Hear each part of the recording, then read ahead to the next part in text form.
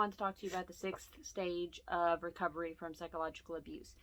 The first stage was identifying the despair, which is a stage I went through a couple times. The second stage was to educate yourself about all the things that go into psychological abuse, which obviously I've been doing. Oh, the awakening, the aha moments, which I had in the video even that I made about the awakening stage. And then stage 4 is setting boundaries. Whether you do detached contact or no contact, you still need to have other boundaries in place. Even though boundaries are hard for me, I've either gone no contact with the ones that I can and detached contact with the ones I cannot. And with the detached contact ones, I'd have firm boundaries set in place that they know not to cross. And then with the no contact ones, they also have boundaries, just different kinds, because we don't have contact. Like, just don't contact me or anyone, or ask anyone about me. No. Stage 5 is restoration, which is restoring things that were lost. I'm still working on that stage. I'm trying to go through a treatment program to recover both mentally and physically, but I need to raise some money for that. Still not sure how to do that, but we'll get there. Stage 6 is a maintenance. During this stage, we tend to loop back into the previous stages, which can help us experience new levels of healing. We should be able to have healthy relationships and identify the toxic people easier. Should be able to live your life fully with confidence and have the skills that you need to keep yourself safe from further abuse. Now, even though sometimes we do know this, sometimes we'll still fall into those habits, and that's okay. Just so long as you don't stay there. Like, don't let someone keep doing it. It's hard to, it's kind of like getting over a drug. So you gotta live clean. You've taken this journey and you've gotten to this point where you have not only gotten through despair, but you've educated yourself and you've come into realization, you've set boundaries, and you've restored what was lost. Do not let anyone drag you back down to the depths of despair. You fought for this peace. So don't let yourself fall back into despair. I know that during this stage, a lot of people will say that you're probably becoming too rigid or guarded, and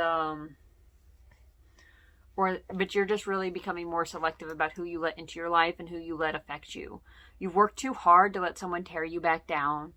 You've earned your place here, so don't let anyone tell you otherwise. Whether you have detached contact or no contact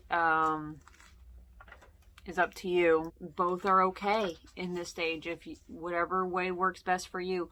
You may feel you just need to safeguard your own healing. An educated survivor should be, which you are now, should be able to guard against future abuse. But life does get messy, so you may still suffer from PTSD and other issues. And so don't get discouraged. That is normal. Just because you've gotten through all those stages does not mean that PTSD and things like that just go away. But just don't let anybody damage you further. Don't let anyone hurt you more. Take your thoughts captive and shift away from the patterns that keep you stuck. We often get stuck in like thinking about when things were good between us and the abuser. Don't let yourself get stuck in thinking about how things were good, because then you'll kind of have a skewed vision on how the relationship actually was. And if you want to be able to maintain your healing, you need to have a realistic view on the relationship, not a skewed one, especially not one skewed in their favor, and you don't want to skew it negatively either, because if it's not balanced, then you're not healing, you're holding on to things, or you're denying the truth. So don't let yourself think about don't focus only on the fleeting positive moments. You need to keep that balanced view of the relationship, both the good and the bad. This isn't about holding on to your hurts, and it's not about denying the truth about what happened. Toxic people can be pleasant at times, and this can be confusing for the this can be confusing for you. And I understand that, because it's very confusing for me too, because it's so hard for me to believe that these people that I knew and that were nice to me and that I was close to and that still have these great moments can be so cruel at the same time. But in the end, you have to realize that toxic people will always return to their baseline of being an abusive and toxic person. But don't forget your journey. Don't forget what you did to get here. Keep yourself guarded. Keep moving forward.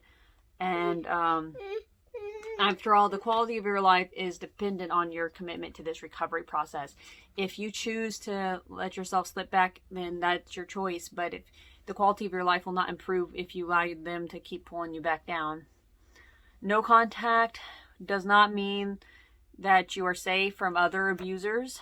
So keep yourself guarded against all of those people who may come off as toxic or may be toxic. If they turn out to be toxic or start to show those really toxic traits, and you start to feel yourself even slightly slipping back into those patterns, or feel like you might being around them, then walk away. Do not let them drag you back down.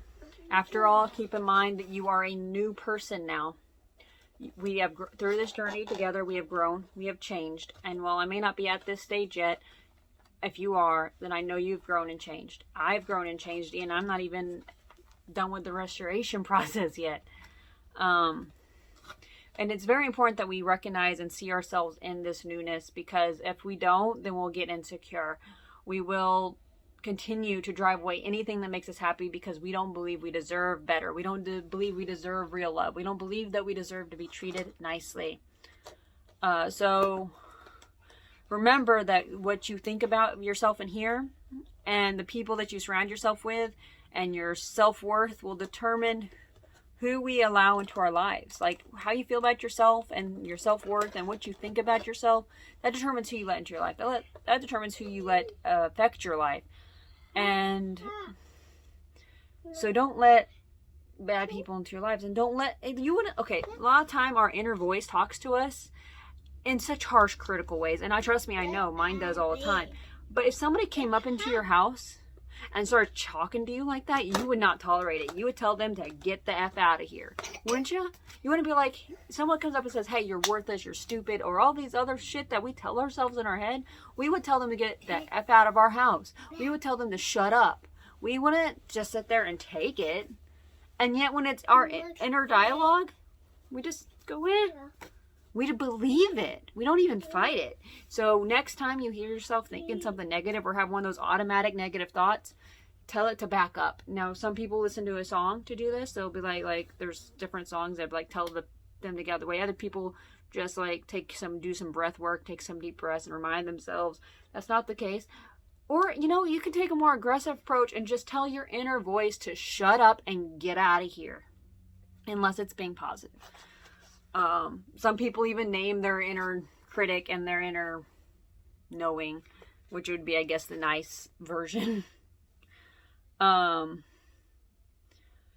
if you don't believe that you deserve real love or peace or hope or happiness, you will continue to sabotage it every time it comes into your life. You'll just keep making it go away because you don't think you deserve it. And the only way to think you deserve it is to increase your self-worth, which you do by changing your thoughts about yourself.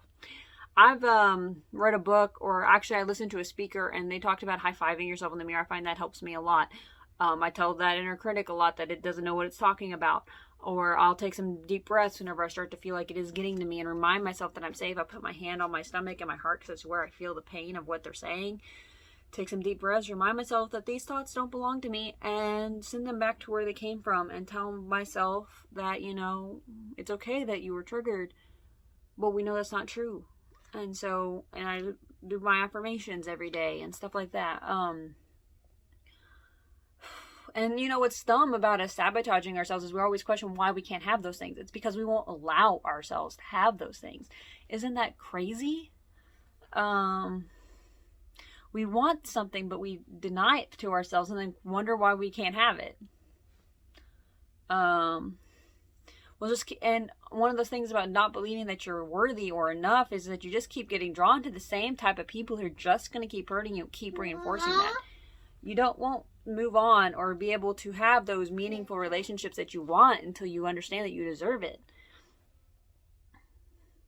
So look at where you're different. Look at where you're new. See where you've grown.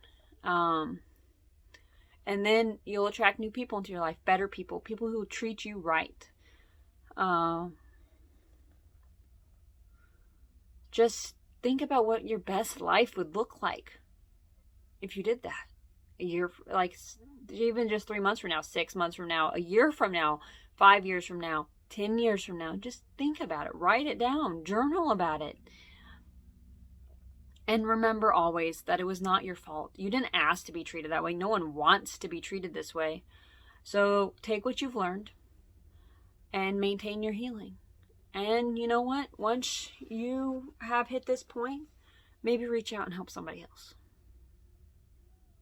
Anyway, guys, if you've enjoyed this journey with me, please let me know in the comments. And I hope to see you next time.